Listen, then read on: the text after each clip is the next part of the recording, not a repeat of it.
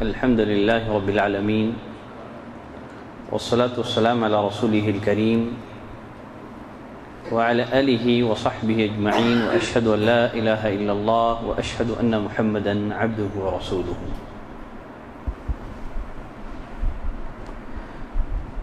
سابقہ درس میں اعوذ باللہ من الشیطان الرجیم اور بسم اللہ الرحمن الرحیم سے متعلقہ مسائل بیان کیے گئے تھے. انشاءاللہ آج کے درس میں سورہ فاتحہ سے متعلقہ مسائل آپ کی خدمت میں پیش کیے جائیں گے. سب سے پہلے سورہ فاتحہ کی فضیلت کیا ہے؟ یقیناً سورہ فاتحہ قرآن مجید کی عظیم سورت ہے. اللہ نے سورۃ الحجر میں فرمایا وَلَقَدْ آتَيْنَاكَ سَبْعًا مِّنَ الْمَثَانِي وَالْقُرْآنِ الْعَظِيمِ. اے نبی، ہم نے آپ کو بار بار دہرائے جانے والی 7 آیتوں پر مشتمل ایک سورت عطا کی ہے اور قرآن عظیم ہم نے آپ کو دیا ہے. ابو سعید بن معلّہ رضی اللہ تعالیٰ عنہ فرماتے ہیں کنت اصلی، ایک دفعہ میں نماز میں مشغول تھا. آپ صلی اللہ علیہ وسلم نے مجھے بلایا. میں نے جواب نہیں دیا چونکہ میں نماز میں مشغول تھا. نماز سے فارغ ہونے کے بعد میں نبی کریم صلی اللہ علیہ وسلم کی خدمت میں حاضر ہو کر کے عرض کیا اے اللہ کے رسول، میں نماز پڑھ رہا تھا. آپ صلی اللہ علیہ وسلم نے ابو سعید بن معلّہ رضی اللہ تعالیٰ عنہ سے کہا کیا تم نے اللہ کا یہ فرمان نہیں سنا استجیبوا للہ وللرسول اذا دعاکم، جب اللہ اور اس کے رسول تمہیں بلائے تو ان کی پکار پر لبیک کہو. اور ساتھ ہی کہا کیا میں تمہیں مسجد سے نکلنے سے قبل قرآن مجید کی عظیم صورت نہ سکھلا دوں؟ چنانچہ نبی کریم صلی اللہ علیہ وسلم نے میرے دست مبارک کو تھام لیا، پکڑ لیا. جب ہم مسجد سے نکلنا چاہ رہے تھے تو میں نے کہا اللہ کے رسول، آپ نے وعدہ کیا تھا کہ آپ مجھے قرآن مجید کی سب سے عظیم صورت سے متعلق بتائیں گے. تو آپ صلی اللہ علیہ وسلم نے فرمایا قرآن مجید کی سب سے عظیم صورت الحمدللہ رب العالمین ہے. فرمایا ہی السبع المثانی، یہی وہ 7 آیتوں پر مشتمل صورت ہے جو بار بار دہرائی جاتی ہے، اور یہی وہ قرآن عظیم ہے جو کہ اللہ نے مجھے عطا کیا ہے. تو اس صورت کو قرآن عظیم بھی کہا جاتا ہے. کیوں؟ اس لیے کہ سورۃ الفاتحہ کے اندر قرآن مجید کے سارے مضامین کا نچوڑ بیان کر دیا گیا ہے. قرآن مجید کا خلاصہ اس صورت میں بیان کر دیا گیا ہے، اس لیے اس کو القرآن العظیم بھی کہا جاتا ہے. اور ساتھ ہی اس صورت کی اہمیت کا اندازہ آپ اس حدیث سے بھی لگائیں جس میں عبداللہ بن عباس رضی اللہ تعالیٰ عنہ راوی ہیں. وہ فرماتے ہیں بینما جبریل قائد عند النبی صلی اللہ علیہ وسلم، ایک دفعہ جبریل علیہ السلام نبی کریم صلی اللہ علیہ وسلم کے پاس بیٹھے ہوئے تھے. اچانک اوپر سے ایک دھماکے کی آواز سنائی دی تو جبریل نے اپنا سر آسمان کی طرف اٹھایا اور فرمایا ھذا باب من السماء فتح اليوم، یہ آسمان کا ایک دروازہ ہے جو ابھی اوپن ہوا ہے، جو آج سے پہلے کبھی اوپن نہیں ہوا تھا. پھر اس دروازے سے ایک فرشتہ زمین پر اترا. فرمایا کہ ھذا ملک، یہ فرشتہ ہے جو ابھی زمین پر اترا ہے، آج سے پہلے کبھی یہ زمین پر نہیں اترا ہے. چنانچہ وہ فرشتہ نبی کریم صلی اللہ علیہ وسلم کی خدمت میں حاضر ہو کر کے عرض کرنے لگا ابشر بنورین، اے نبی آپ کو 2 نوروں کی بشارت دی جاتی ہے، آپ 2 نوروں کی بشارت قبول کریں. آپ سے پہلے یہ 2 نور کسی نبی کو عطا نہیں کیے گئے تھے. وہ 2 نور کیا ہیں؟ جس کی بشارت نبی کریم صلی اللہ علیہ وسلم کو دی گئی، ایک تو سورۃ الفاتحہ ہے اور سورہ بقرہ کی آخری دو آیتیں ہیں۔ اگر بندہ ان کو پڑھ کر کے اللہ سے مانگتا ہے تو اللہ اس کی مراد پوری کرتا ہے۔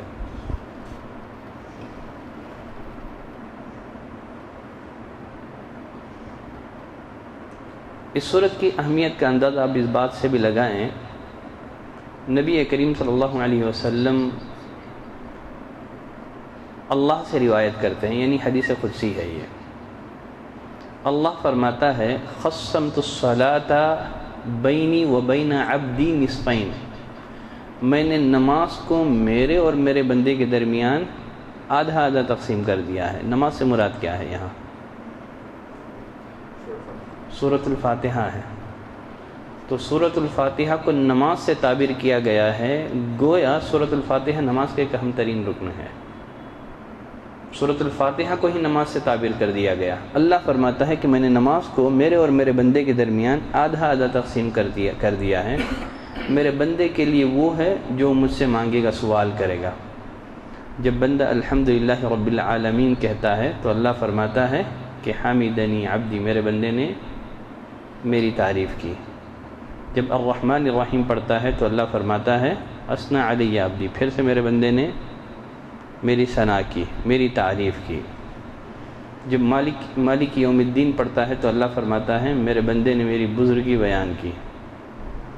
جب بندہ کہتا ہے ایاک نعبد و ایاک نستعین تو اللہ فرماتا ہے یہ میرے اور میرے بندے کے درمیان ہے، میرے بندے کو وہ عطا کیا جائے گا جو مجھ سے طلب کرے گا۔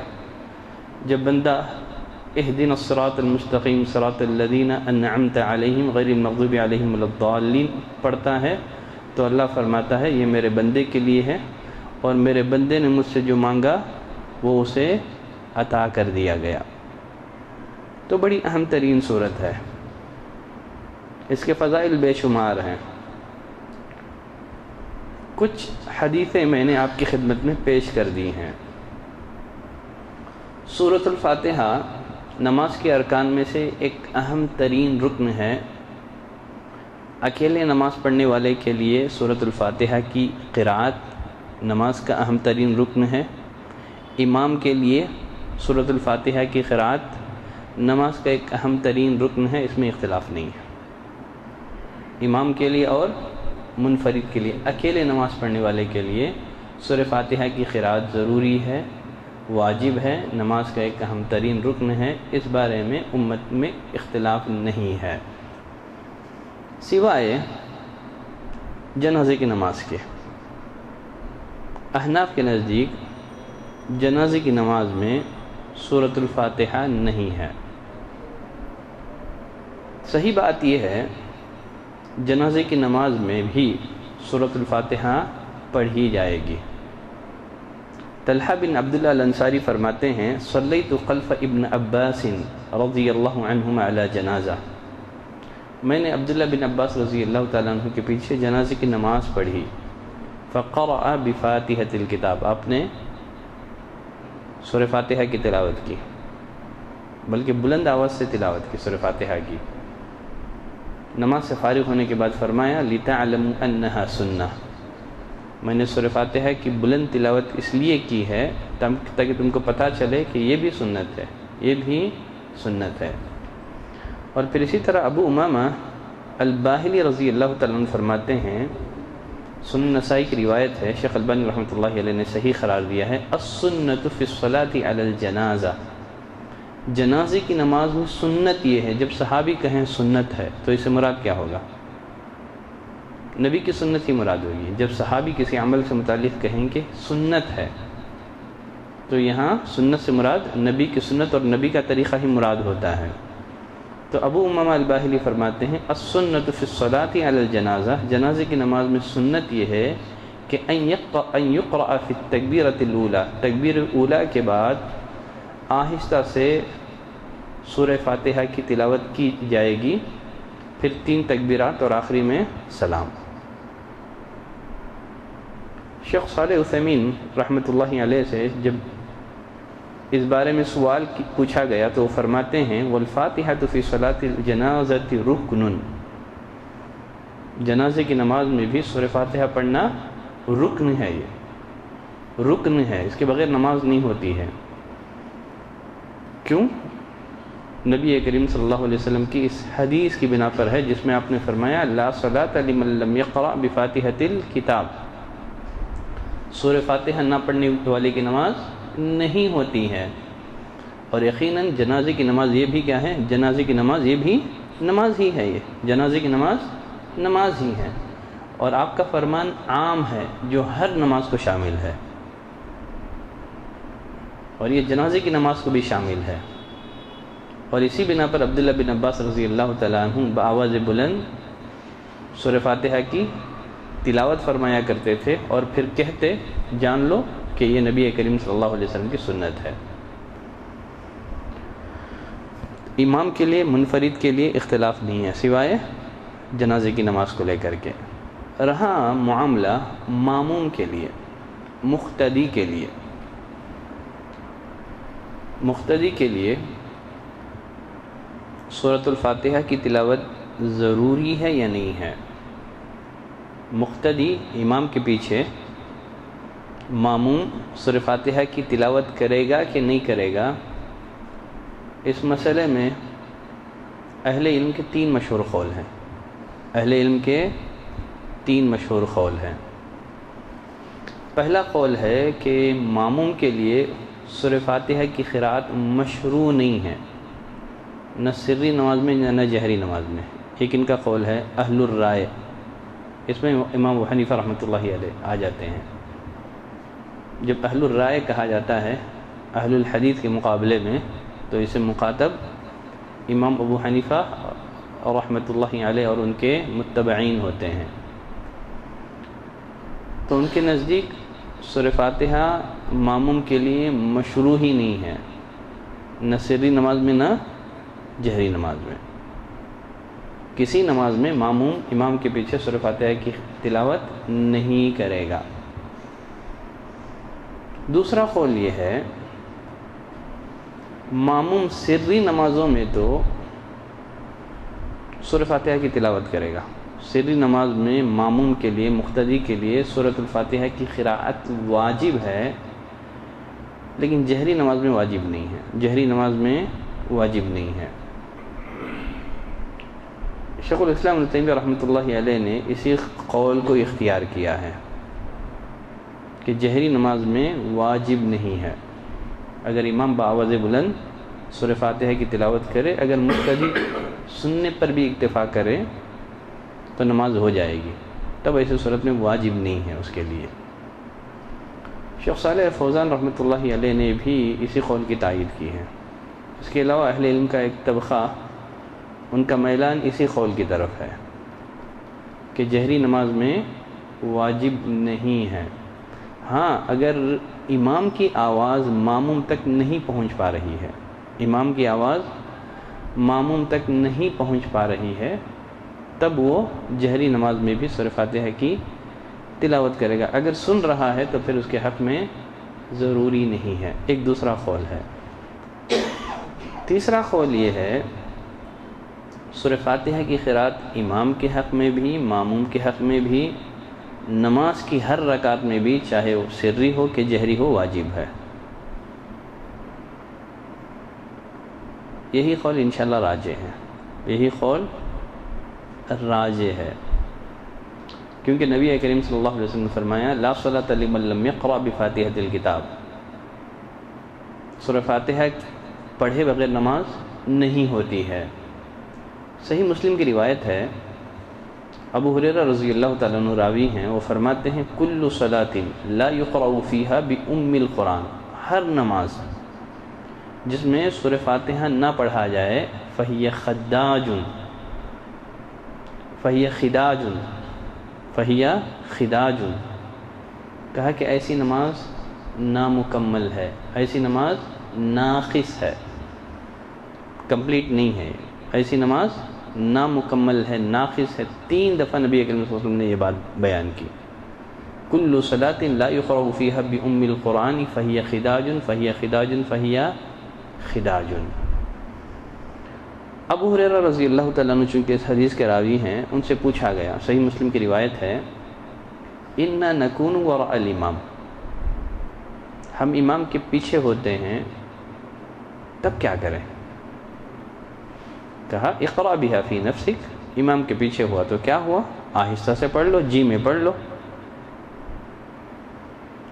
اور پھر انہوں نے اپنے اس بات کو مزید دلیل سے واضح کیا، وہ فرماتے ہیں نبی کریم صلی اللہ علیہ وسلم فرمایا کہ اللہ فرماتا ہے قسمت الصلاۃ بینی و بین عبدی نصفین، کہ میں نے نماز کو میرے اور میرے بندے کے درمیان آدھا آدھا تقسیم کر دیا ہے۔ گویا ہر مسلمان کو چاہیے جب بھی وہ نماز پڑھے تو الحمدللہ رب العالمین اس نیت سے پڑھے کہ میرے الحمدللہ رب العالمین کا جواب رب العالمین دے۔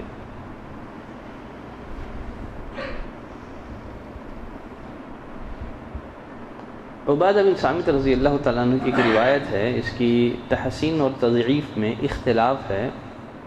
شیخ البانی رحمۃ اللہ علیہ نے بھی اس روایت کو ضعیف قرار دیا ہے۔ اسی بنا پر شیخ البانی کا رجحان بھی یہی ہے کہ جہری نماز میں ماموم سورہ فاتحہ کی تلاوت نہیں کرے گا، شیخ البانی کا رجحان بھی اسی طرف ہے۔ لیکن اس روایت کو غالباً زبیر علی زئی رحمۃ اللہ علیہ نے حسن قرار دیا ہے، عبادہ بن صامت رضی اللہ تعالیٰ عنہ کی روایت کو۔ وہ فرماتے ہیں کن خلف رسول اللہ صلی اللہ علیہ وسلم فی صلاۃ الفجر، فجر کی نماز میں ہم نبی کریم صلی اللہ علیہ وسلم کے پیچھے تھے، آپ قرات فرما رہے تھے، آپ پر قرات بوجھل ہو گئی۔ نماز سے فارغ ہونے کے بعد پوچھا لعلکم تقرؤون خلف امامکم، ایسے لگتا ہے تم امام کے پیچھے پڑھتے ہو، تلاوت کرتے ہو۔ ہم نے کہا ہاں اے اللہ کے رسول، آپ نے فرمایا ایسے مت کرو سوائے سورہ فاتحہ کے، اس کے بغیر نماز نہیں ہوتی ہے، اس کے بغیر نماز نہیں ہوتی ہے۔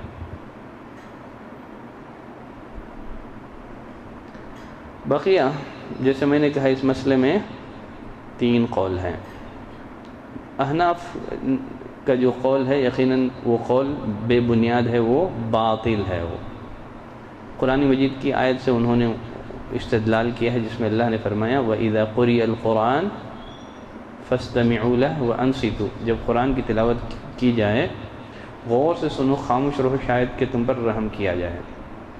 یقیناً اگر ہم ان کا استدلال صحیح بھی مان لیں، نمبر 1 اگر ان کے استدلال کو ہم صحیح بھی مان لیں تو اس آیت سے آپ زیادہ سے زیادہ جہری نماز کے لیے استدلال کر سکتے ہیں، لیکن سری نماز کے لیے استدلال نہیں کر سکتے۔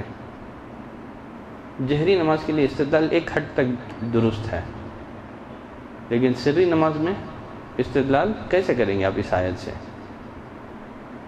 اور پھر دوسری بات یہ ہے کہ یہ آیت کریمہ مکی ہے اور جماعت کا حکم مدینے میں نازل ہوا۔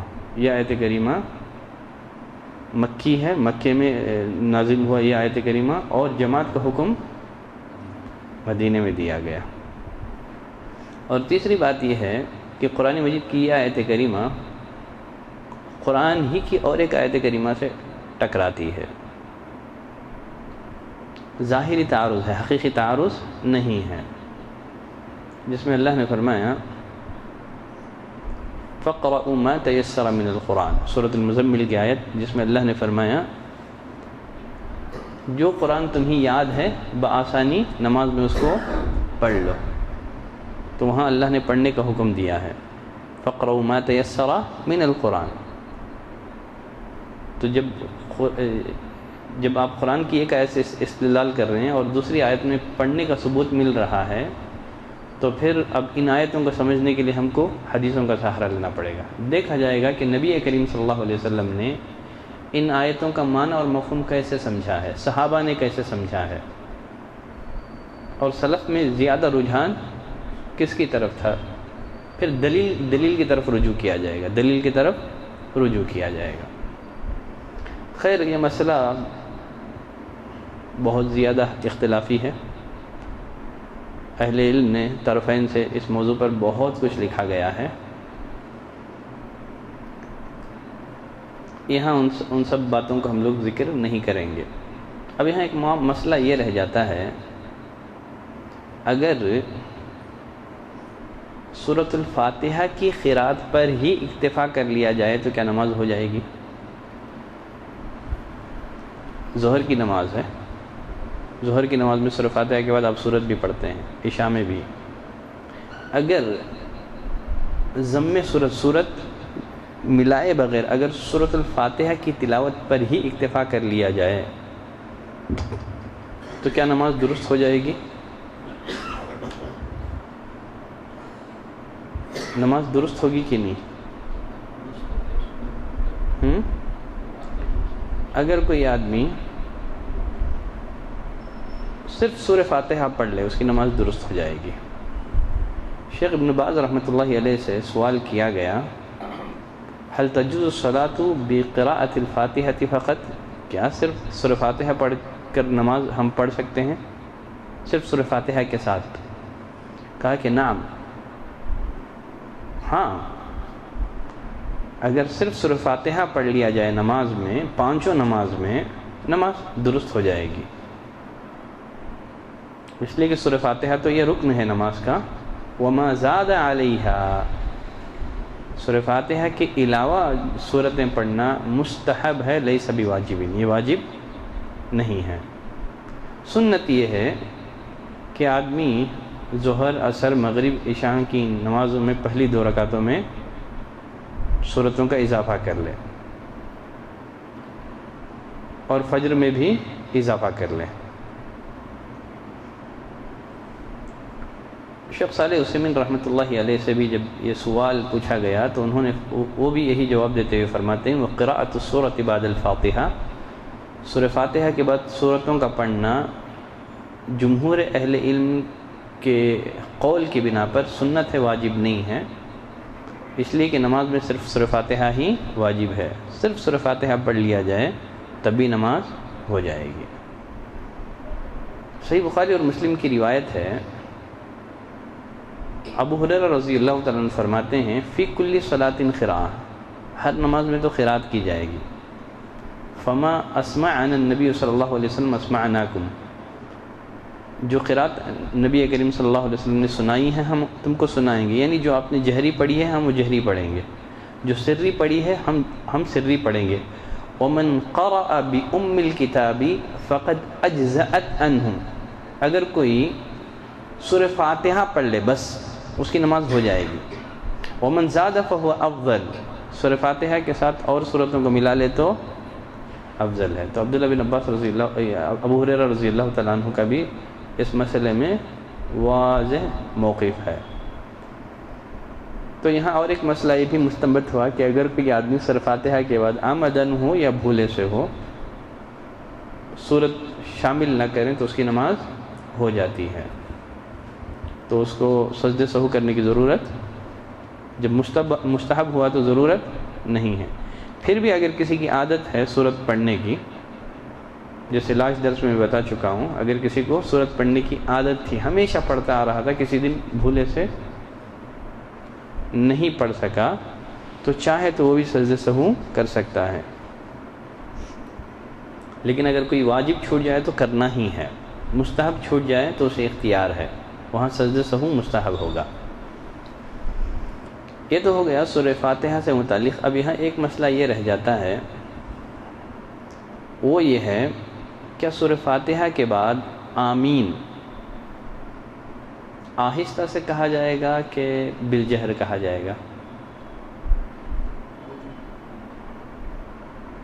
آمین آہستہ کہنا ہے کہ زور سے کہنا ہے؟ زور سے کہنا ہے، کیونکہ مسجد میں زور سے ہوتی ہے نا. آپ اسی مسجد میں پڑھتے ہیں تو زور سے پڑھتے ہیں، تو یقیناً ہم اسی کی تائید کریں گے. جہری میں جہری، ٹھیک ہے. صحیح احادیث سے یہ بات تو ثابت ہے کہ امام بآواز بلند آمین کہے گا، لیکن احناف کے پاس امام بھی آمین زور سے نہیں بولتا ہے. نبی کریم صلی اللہ علیہ وسلم نے فرمایا، اذا امن الامام فامنوا، جب امام آمین کہیں تو تم بھی آمین کہو. اس سے امام کے بآواز بلند آمین کہنے کا ثبوت کیسے مل رہا ہے؟ تو آپ نے فرمایا جب تم امام کی آمین سنو تو تم آمین کہو. تو مطلب کیا ہے، امام اتنے زور سے آمین کہے کہ مقتدیوں کو اس کی آمین سنائی دے. جب مقتدی اس کی آمین سنیں گے تو تبھی ان کو کیا کہنا پڑے گا؟ آمین کہنا پڑے گا. یہاں تو امام کے منہ سے آمین کی آواز نکلتی ہی نہیں ہے۔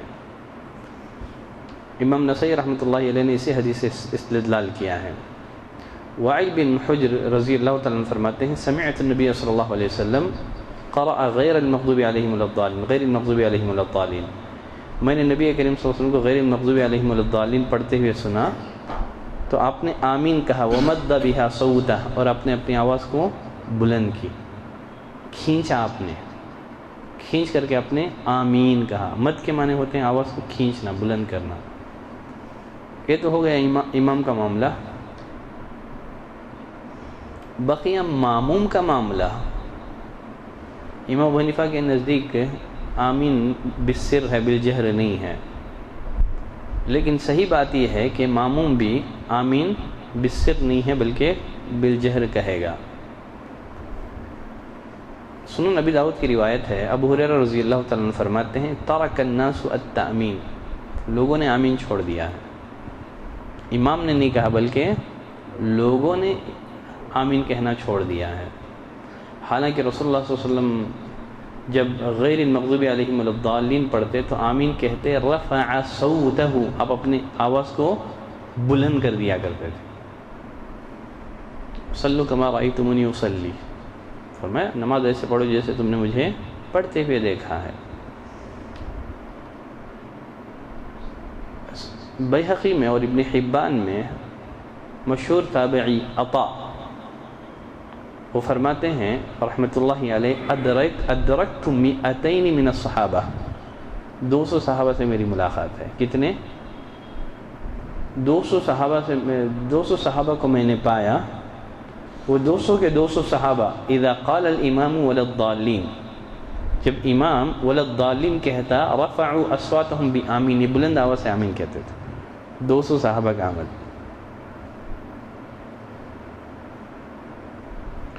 امام بخاری رحمۃ اللہ علیہ نے صحیح بخاری میں باب باندھا ہے، بابو جہر الامام بالتعمیم، امام کو بآواز بلند آمین کہنا چاہیے۔ اور عطا رحمۃ اللہ علیہ فرماتے ہیں کہ آمین دعا ہے۔ امن ابن الزبیر، ابن الزبیر نے آمین کہا، ومن وراءہ، اور ان کے پیچھے جو مقتدی تھے انہوں نے بھی آمین کہا۔ کیا ہوا؟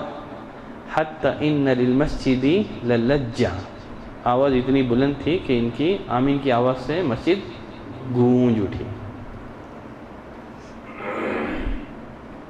اور اب عبداللہ بن عمر رضی اللہ تعالیٰ عنہ کے بارے میں بھی آتا ہے، چاہے امام ہوتے یا ماموم ہوتے بآواز بلند آمین کہا کرتے تھے۔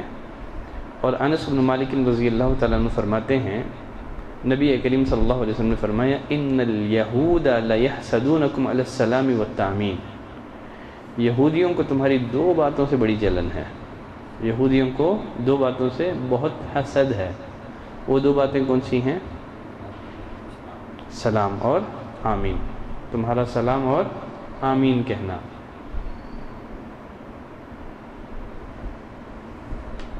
آج کے لیے بس انشاءاللہ اتنے مسائل کافی ہیں۔ انشاءاللہ مزید ہماری گفتگو کا سلسلہ جاری ہے۔ اسی موضوع سے ریلیٹڈ اگر کسی کے پاس کوئی سوال ہو تو اپنا سوال پوچھ سکتے ہیں۔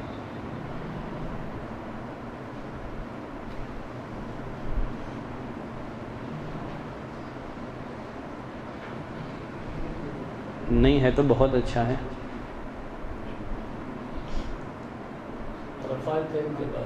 رفع الیدین ابھی بہت بعد میں ہے، آ رہا ہے ابھی سورہ فاتحہ کے بعد، ابھی نیکسٹ آ جائے گا رفع الیدین، اب نیکسٹ شاید اگلے درس میں آ جائے گا رفع الیدین، اگلے درس میں۔